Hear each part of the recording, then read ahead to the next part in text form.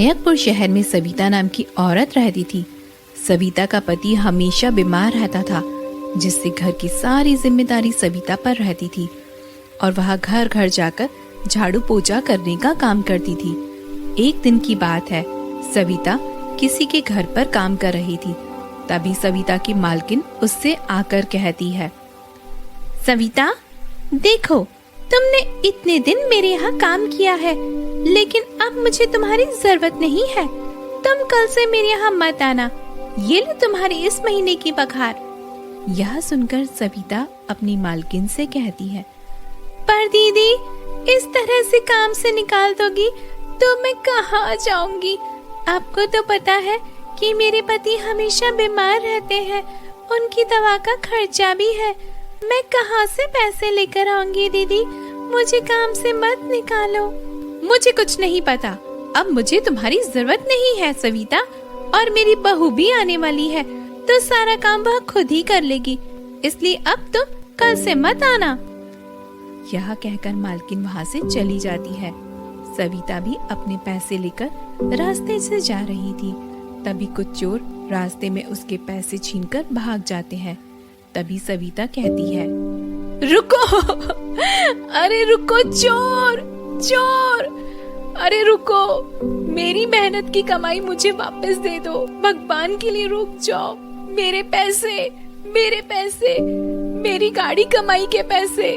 चोर, अरे कोई मदद करो। लेकिन वो चोर उसकी कोई बात नहीं सुनते और वहां से भाग जाते हैं। सविता वहीं बैठकर रोने लगती है और कहती है, ये क्या किया भगवान तूने? पहले तूने मुझे काम से निकाल दिया और अब मेरे पैसे भी चोर ले गए। अब मैं अपने पति का इलाज कैसे करवाऊंगी? मैं कहाँ से घर का खर्चा चलाऊंगी? मैं कहाँ से अपने पति के दवाई के पैसे लेके आऊंगी? भगवान। यह कहकर वह अपने भाग्य को कोसती हुई चलने लगती है और तभी उसकी नजर एक अपाहिज औरत पर पड़ती है, जो सड़क के किनारे अपने रिक्शे पर बैठकर एक छोटी सी दुकान चला रही थी। उसे देखकर सविता मन में कहती है, अरे वो औरत पैरों से दिव्यांग होने के बावजूद भी उसका हौसला नहीं टूटा। अगर वो काम कर सकती है तो मैं कुछ भी कर सकती हूँ। ये कहकर सविता वहाँ से चली जाती है और अपने घर पहुँच जाती है। उसका पति गगन कहता है, अरे सविता, क्या हुआ? इतनी उदास क्यों हो? नहीं, कुछ नहीं जी। मैं जिनके यहाँ काम करती थी, उन्हें अब मेरी जरूरत नहीं है और उन्होंने मुझे काम से निकाल दिया जी। मैं इतना मजबूर हूँ सविता, मैं तुम्हारे लिए कुछ भी नहीं कर सकता। भगवान हम गरीबों को क्यों इतना सताता है? मुझे माफ कर दो सविता। मेरी बीमारी, जिसकी वजह से तुम्हें घर घर जाकर काम करना पड़ता है, मुझे माफ कर दो सविता। मैं तुम्हारे लिए कुछ ना कर सका। यह सुनकर गगन रोने लगता है और तभी सविता कहती है, जी आप चिंता न करिए। जब भगवान एक रास्ता बंद कर देते हैं तो दूसरा जरूर खोल देते हैं। मैं कुछ ना कुछ कर लूंगी जी, आप आराम करिए। अगली सुबह सविता कुछ और जगह काम की तलाश में जाती है, लेकिन उसे कोई काम नहीं देता, जिससे उसका मनोबल टूटने लगता है। तभी उसकी नजर एक बार फिर उस दिव्यांग औरत पर पड़ती है।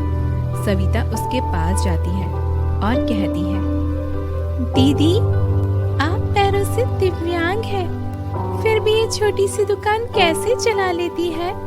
तभी वह दिव्यांग दुकान वाली सविता से कहती है, कुछ नहीं बहन जी, सब मजबूरी करवाती है। मुझे कोई रास्ता नहीं दिखा तो मैंने खुद की दुकान खोल ली। किसी के सामने भीख मांगने से तो अच्छा ही है ना?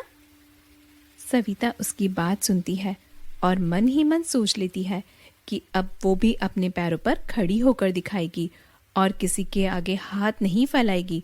वो घर जाती है और अपनी शादी के दहेज में मिली साइकिल को उठा लेती है। तभी उसका पति उससे कहता है, अरे सविता, ये तो हमारी शादी की निशानी है, इसे क्यों बेचने जा रही हो तुम? इसे रख दो, मैं कल से ट्रेन में भीख मांगने चला जाऊंगा। बीमार देखकर लोग कुछ ना कुछ तो मेरी मदद कर देंगे। यह सुनकर सविता अपने पति से कहती है, आप ऐसा ना कहिए, अभी मैं जिंदा हूँ और मैं ये साइकिल बेचने के लिए नहीं जा रही हूँ जी, बल्कि इसके 2 पहिए से अपनी जिंदगी की एक नई शुरुआत करने जा रही हूँ। गगन को सविता की कोई बात समझ नहीं आती और सविता साइकिल लेकर चली जाती है। थोड़ी देर बाद जब वापस आकर वह अपने पति को साइकिल दिखाती है तो उसका पति कहता है, अरे सविता, ये आइडिया तुम्हारे दिमाग में कैसे आया? तुमने तो इस साइकिल को चलता फिरता होटल बना दिया सविता। हाँ जी, अब मैं इस साइकिल से नगर नगर जाकर खाना बेचूंगी। किसी के यहाँ काम करने से अच्छा है मैं खुद अपने पैरों पर खड़ी हो जाऊं जी। सविता अपने उस चलते फिरते ढाबे को लेकर नगर नगर जाकर खाना बेचती और उस ढाबे का नाम उसने सविता की रसोई रख दिया। सभी लोग उसके ढाबे का खाना खाकर उसकी खूब तारीफ करते और वह धीरे धीरे अपने नगर की एक प्रसिद्ध ढाबे वाली बन गई। तो दोस्तों, आपको सविता का साइकिल का ढाबा कैसा लगा? हमें कमेंट बॉक्स में जरूर से बताइएगा और कहानी को अपने दोस्तों के साथ जरूर शेयर करिएगा। मिलते हैं अगली कहानी में, तब तक के लिए बाय बाय, टेक केयर।